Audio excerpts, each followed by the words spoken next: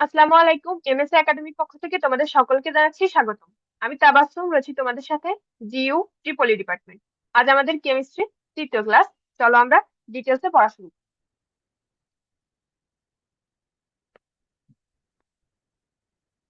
আগের দিন আমরা অক্সিজেনের কিভাবে মৌলের আইসোটোপ থেকে পারমাণবিক ভর নির্ণয় করতে হয় সেটা শিখেছিলাম। আমরা তোমাদেরকে একটা এক্সারসাইজ দিয়েছিলাম, সেটার অ্যান্সারটা তোমাদেরকে দিয়ে দিয়েছি। অ্যান্সারটা হবে 16। যদি ক্যালকুলেটর করার পর কিছু দশমিক সংখ্যা এসে থাকে তাহলে সেটাকে তোমরা স্কিপ করবে। আজ আমরা শিখবো নিউক্লিয়াস আবিষ্কার। নিউক্লিয়াস আবিষ্কার করেন বিজ্ঞানী রাদার তার আলফা কণা বিচ্ছুরণ পরীক্ষার মাধ্যমে। এই পরীক্ষাটি করার জন্য আমাদের কিছু উপাদান প্রয়োজন। প্রথমটি হচ্ছে লেড ব্লকে রাখা আলফা কণার উৎস। এর মানে হচ্ছে আমরা লেড ব্লকের ভিতরে ইউরেনিয়াম রাখবো। ইউরেনিয়াম হচ্ছে একটা তেজস্ক্রিয় মৌল, সুতরাং এটা আলফা বিটা এবং গামা কণিকা নিঃসরণ করবে। যেহেতু লেড একটা অত্যন্ত মোটা এবং পুরু ধাতু, তাই এই তেজস্ক্রিয় কণার সবগুলোকে লেড ধাতু বের হয়ে মানুষের ক্ষতি করতে পারে। শুধুমাত্র লেড ব্লকে আমরা একটা ক্ষুদ্র ছিদ্র রাখবো যাতে আমাদের কাঙ্ক্ষিত আলফা কণা আমরা ব্যবহার করি।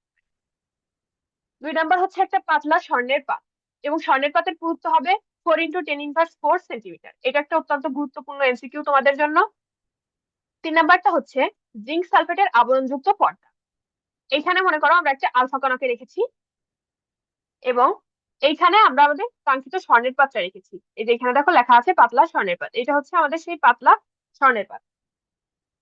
এইটা হচ্ছে আমাদের সেই জিঙ্ক সালফেটের আবরণযুক্ত সেই পর্দাটা।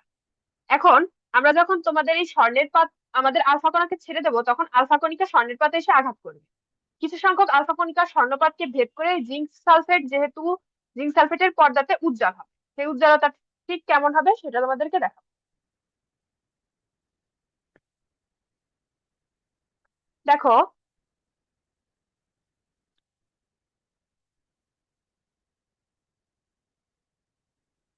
একদম এই পয়েন্টটার মতো যখন কোনো আলফা কণা এসে স্বর্ণপাতে আঘাত করবে এবং সেটা স্বর্ণপাতকে ভেদ করে জিঙ্ক সালফেটের পর্দায় যাবে, তখন আমরা ঠিক এরকম লেজারের যেরকম কণা উজ্জ্বল হয়, এরকম বিভিন্ন জায়গায় আমরা এরকম উজ্জ্বল কণা দেখতে পারবো। তোমরা ইউটিউবে দেখলেও কোনো ভিডিওতে দেখতে পাবে ঠিক এরকম উজ্জ্বল কণা।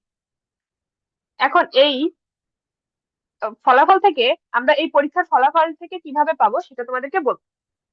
প্রথমে আমরা এটা পরীক্ষাটা পর্যবেক্ষণ করলে দেখতে পাবো যে 99.5% আলফা কণা স্বর্ণপাতকে ভেদ করে জিঙ্ক সালফেটে পর্দায় আপতিত হচ্ছে এবং জিঙ্ক সালফেটের পর্দাটাকে উজ্জ্বল করছে।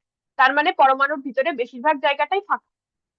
2 নাম্বারটা হচ্ছে কিছু সংখ্যক আলফা কণিকা তার গতিপথ থেকে বিচ্যুত হয়, অর্থাৎ কিছু সংখ্যক আলফা কণিকা কেন্দ্রে অবস্থিত কোনো কিছুর মাধ্যমে হালকা বাধাপ্রাপ্ত হয়ে সোজা পথ থেকে বেঁকা পথে গিয়ে জিঙ্ক সালফেটের পর্দাতে আঘাত।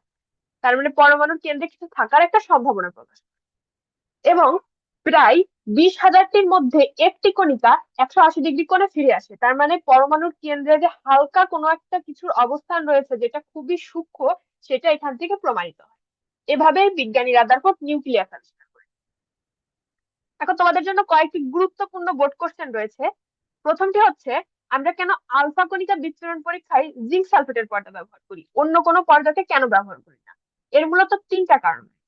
চলো কারণগুলো তোমাদেরকে বলা যাক। প্রথম হচ্ছে জিঙ্ক সালফেটের যে পর্দা সেটা হচ্ছে একটা স্ফটিকের মতো কাজ করে। যখনই আলফা কণা সেখানে গিয়ে আঘাত করে তখনই সেটা আলো নির্গত করে, যার কারণে আমরা বুঝতে পারি যে হ্যাঁ আলফা কণাটা স্বর্ণপাতকে ভেদ করেছে। 2 নাম্বারটা হচ্ছে জিঙ্ক সালফেটের স্কিনে আলফা কণিকার যে গতিপথ সেটা পর্যবেক্ষণ করা যায়, যে আলফা কণিকা সোজা আসলো নাকি সামান্য একটু বাধা পেয়ে একটু ব্যাকা হয়ে আর কি জিঙ্ক সালফেটের পর্দাতে আঘাত।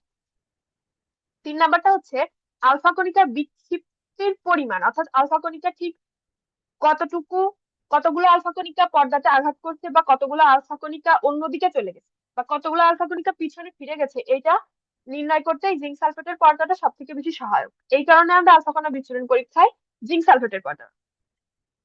আরেকটি গুরুত্বপূর্ণ প্রশ্ন হচ্ছে কেন আমরা আলফা কণা বিচ্ছুরণ পরীক্ষায় সোনার পাত ব্যবহার করি, অন্য কোনো পাত কেন আমরা ব্যবহার করে থাকি না?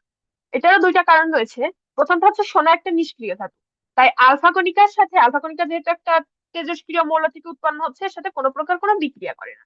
এখন তোমরা প্রশ্ন করতে পারো যে কেন আমরা সোনাই ব্যবহার করি, নিষ্ক্রিয় ধাতুর ভিতরে তো আরো অনেক ধাতু রয়েছে। এর উত্তরটা তোমরা পাবে 2 নাম্বার পয়েন্টে।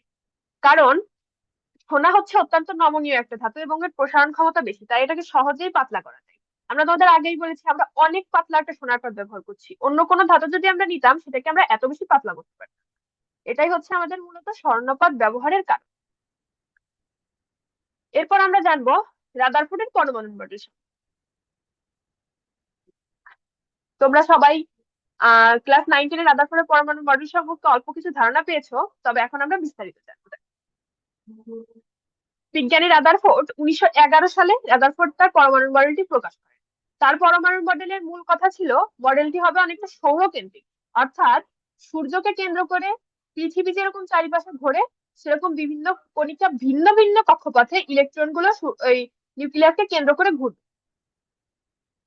2 নম্বর পয়েন্টটা ছিল হচ্ছে নিউক্লিয়াস পরমাণুর কেন্দ্রে অবস্থিত। তারপর ছিল হচ্ছে নিউক্লিয়াস গুলো একটি একটি ভিন্ন রকমের কক্ষপথে, অর্ধবৃত্তাকার বা গোলাকার এই ধরনের কক্ষপথে ঘূর্ণায়মান, এবং নিউক্লিয়াসের কেন্দ্রে প্রোটন এবং নিউট্রন।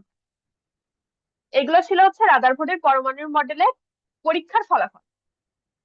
এর ভিতর থেকে রাদারফোর্ডের পরমাণু মডেলের এর পাশাপাশি কিছু সীমাবদ্ধতাও আছে, কারণ রাদারফোর্ড যেমন বলেছিলেন যে তার পরমাণু মডেলটা সৌরকেন্দ্রিক, পরবর্তীতে দেখা যায় যে না, আসলে পরমাণু মডেল সৌরকেন্দ্রিক মডেলের মতো হয় না, এটা সম্পূর্ণ একটা ভিন্ন রকমের হয়। এই বিষয়ে আমরা বিস্তারিত জানবো। তোমরা যখন রাদারফোর্ডের পরমাণু মডেলের পয়েন্ট গুলো এবং তার সীমাবদ্ধতা গুলো পড়বে তখন তোমরা এই বিষয়গুলো দেখবে আরো ডিটেলসে দেওয়া আছে। এরপর আরেকটি গুরুত্বপূর্ণ বিষয় হচ্ছে প্ল্যাঙ্কের কোয়ান্টাম তত্ত্ব। আমরা সকলেই জানি আলো বিকিরিত হয় এবং আলোর একটা শক্তি আছে। তো এই প্রতিটি একটি ফোটন বা একটি আলোর যে কণা তার যে শক্তির পরিমাণ সেটা হচ্ছে E=H মিউ। এখন এখানে মিউ যে জিনিসটা, এটাকে আমরা কম্পাঙ্ক বলছি মূলত। অনেক জায়গায় এখানে আমরা HF ও ব্যবহার করে থাকি। তোমাদের যেখানে যেটা ব্যবহার করতে সুবিধা হবে তোমরা ব্যবহার করতে পারো, শুধু ওই সিম্বলটার নাম কি এটা তোমরা উল্লেখ করো। তাহলে চলো এখানে আমরা এদের পরিচয় পর্বটা আগে সারি। প্রথমে হচ্ছে হচ্ছে বিকিরিত শক্তি। বিকিরিত শক্তি হচ্ছে একটা আলোর কণা বা আলোর শক্তি পরিমাপের সময় যে শক্তিটা উৎপন্ন হচ্ছে বা শোষিত হচ্ছে সেই শক্তিটাই হচ্ছে হচ্ছে প্ল্যাঙ্কের ধ্রুবক। এবং এই এর একটা নির্দিষ্ট মান রয়েছে, সেটা হচ্ছে 6.626 × 10⁻34 জুল সেকেন্ড। এর একটা মাত্রাও রয়েছে। অবশ্যই তোমরা এই জুল সেকেন্ড এককটাকে যখন এক একটা মৌলিক এককে ভাঙবে লাস্টে তোমরা একটা মাত্রাও পাবে, এটা তোমাদের এমসিকিউ তে আসতে পারে।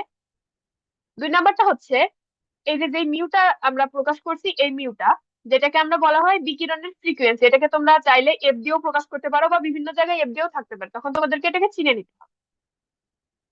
এখন তো আমরা শুধুমাত্র একটি ফোটনের জন্য বা একটি আলোর কণার জন্য শক্তিটা বের করলাম। এই যে প্ল্যাঙ্কের ধ্রুবকের মাত্রাটা তোমাদের সুবিধার্থে আমরা এখানে লিখে দিয়েছি। যদি ফোটন এন সংখ্যক হয় তখন আমরা কি, যখন কোনো ফোটন এন সংখ্যক হবে তখন তার নির্গত শক্তি তোমরা নির্ণয় করতেই পারছো। একটির জন্য যদি এত হয় তাহলে এন সংখ্যকের জন্য কত হবে, N × H মিউ। এভাবে আমরা যতটি ফোটন হবে ততটি ফোটনের শক্তি নির্ণয় করতে পারবো। এখানে এন এর মান 0 থেকে শুরু করে 1, 2 এরকম অনেক পর্যন্ত যেতে পারে। এটাই হচ্ছে মূলত প্ল্যাঙ্কের বিকিরণ সূত্র। তোমাদের এটা পড়ানোর মূল কারণ হচ্ছে এই প্ল্যাঙ্কের কোয়ান্টাম তত্ত্বটা আমাদের বোরের পরমাণুর মডেলের প্রত্যেকটা পয়েন্টের জন্য অনেক গুরুত্বপূর্ণ, তাই তোমরা এই প্ল্যাঙ্কের কোয়ান্টাম তত্ত্বটা অনেক মনোযোগ সহকারে। আজকের মতো এই পর্যন্তই, তোমাদের সাথে দেখা হচ্ছে পরবর্তী ক্লাসে। সেই পর্যন্ত সকলকে পরবর্তী ভিডিও দেখার আমন্ত্রণ জানাচ্ছি।